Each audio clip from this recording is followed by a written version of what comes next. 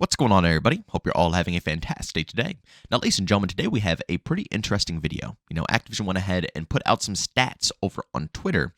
And honestly, I'll be real with you guys. I feel like Activision is kind of lying about these stats, and I want to push past them. I feel like they always fudge the numbers a tad bit when it comes to, trying to give the community official information or official stats. Not just fudge, but also, I guess, over-exaggerate the numbers.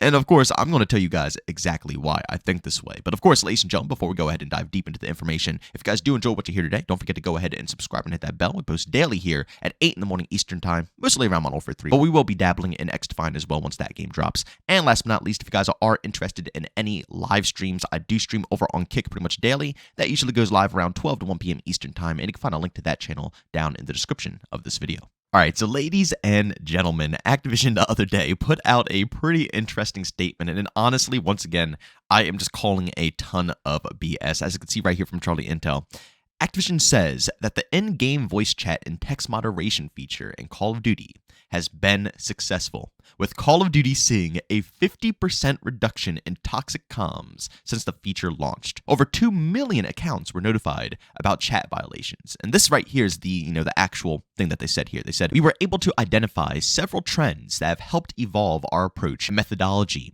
on moderation during the voice moderation beta period in North America, beginning August 30, 2023, and into the global launch of Modern Warfare 3. Point number 1, voice moderation enforcement. More than 2 million accounts have seen in-game enforcement, blah, blah, blah. I already read that basically to you guys from Charlie Intel.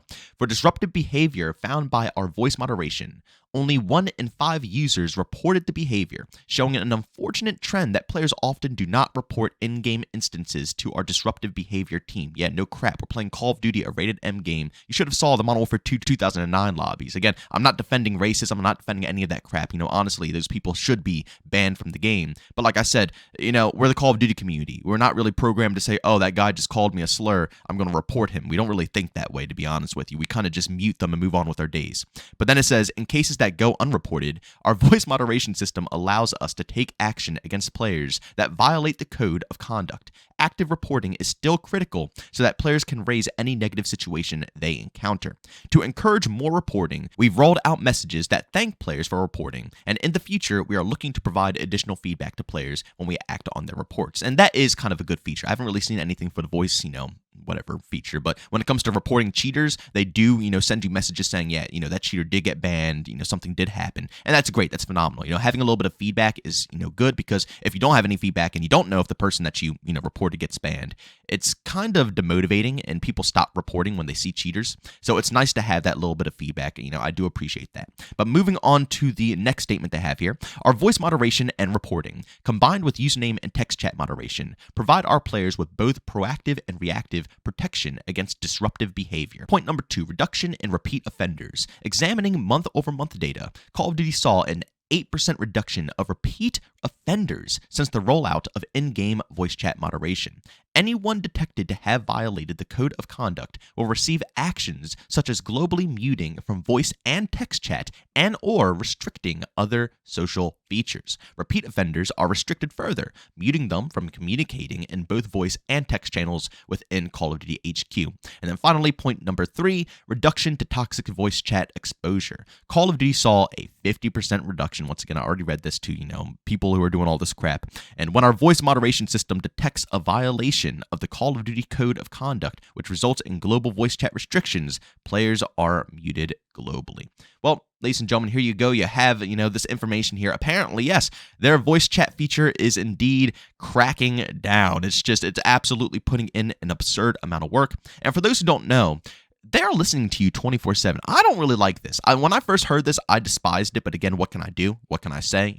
We tried to, say that we weren't comfortable with it, and it's still in the game. So we don't really have much rights when it comes to that stuff. But yes, everything you say, everything you do is recorded within the game. They have it on a backlog. And when you get reported, they can look through pretty much everything that you've said. They can see your history. They can see your past. They can see what you said in the past. And they can go ahead and form a case on you. But that right there is where I believe they are full of crap.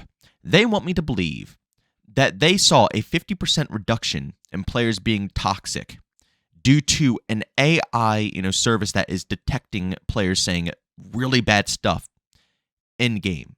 Again, I call crap. The amount of people that have claimed that they have been banned, voice chat banned, for saying absolutely nothing is absurd. I've seen video after video after video of individuals who, once again, are saying nothing bad. But of course, the AI is, misinterpreting what they're saying and is absolutely slashing their account because apparently, according to the AI, they have said something extremely scummy. Even funnier, Charlie Intel put out another tweet a little bit later saying, trash talking is still allowed in Call of Duty. Being racist, sexist, or using slurs is not. If you get a warning, it could be user reported for a player just being mad at you. Activision claims you can only ban and lose access to chat voice after a report is reviewed. So according to Activision, the only way your account will get banned is if a real user reviews what you said and then claims if you said something bad or something good. So there's two things here. Either you're lying completely and the AI is, tracking what we're saying and doesn't understand what we're saying, or you're hiring people who are completely incompetent, cannot speak the English language or understand the English language, and you are putting them in charge of people's accounts and what they can say and what they can't say in game. Because like I said, I've seen time and time and time again, people who have said nothing wrong get instantly banned from in chat. And I'm not talking about a warning, oh, you have a warning because someone might have. No, I'm talking about the real deal here. I'm talking about they have been officially banned from chatting. They can't voice chat, they can't text chat, and it's all because, apparently someone thinks they have said something incorrect. Do you want to know why I personally think that the toxicity is down around 50%? I think it's because of two reasons. First and foremost, voice chat just is not as popular as it was back in the day. Nowadays, everybody has Discord, so they could talk to friends there. And also back in the day, when you hopped into a search and destroy lobby, you were forced to talk in-game. You were not allowed to discuss stuff, out of the lobby because, people didn't want anybody giving any shout-outs. When you died, you died. You weren't allowed to give any more intel. Honestly, I don't know about you guys. Leave your opinions down in the comment section. I miss those days of search and destroy. I know that, the whole reason it changed is because of the competitive league. And the competitive league, they just, like I said, they're talking to each other anyways. They're in the same room, they're in the same strip, or they're on a third-person software, that allows them to talk to one another while they're dead. But low-key, I just thought it made it more entertaining. When everybody died, it was so intense. It was just dead silence. Nobody was talking, nobody was discussing anything, and it made the clutches 10 trillion times more entertaining. But that's just my personal opinion. But that's reason number one. I think people are just slowly, gradually moving away from talking in-game compared to what they used to. And reason number two, I think that just nobody wants to, go in with this crappy system. The second I heard that they're going to be recording everything I said, I don't even have, voice chat enabled. It's literally not enabled whatsoever. You can see it at the top left right now on my screen. I have the, the headphones with the cancellation out. I don't bother. It's absolutely no point. If anybody needs to contact me, you can hit me in the chat. And I see you guys all the time. A lot of people notice my channel and they, they say something in the chat. And I'll always answer you guys. I'll always answer in the chat. But just know, if you're talking to me in game, I'm not ignoring you. I just have it off because I'm not going to deal with Activision stalking every single word I say. And I'm not guilty of anything. And I have to make it very clear that, I do not support racism. I do not support throwing slurs. Honestly, those are the least creative ways of trash talking in Call of Duty. If you have to resort to that, then you honestly are the worst trash talker ever and you have no creativity whatsoever. So obviously, I don't have anything to hide. They could track anything that I say and I'll never get banned. But it's the moral behind it. It's the moral of not wanting people listening in on me every second that I touch a game, especially in my leisure experience. Maybe if I'm working or something of that sort, and maybe you have to work on the phone, or maybe you have to work at a desk or something. I don't know what you do, and they're tracking what you say then to make sure that your performance is there, you're actually doing your job, customer service is up, so on and so forth. I can understand that.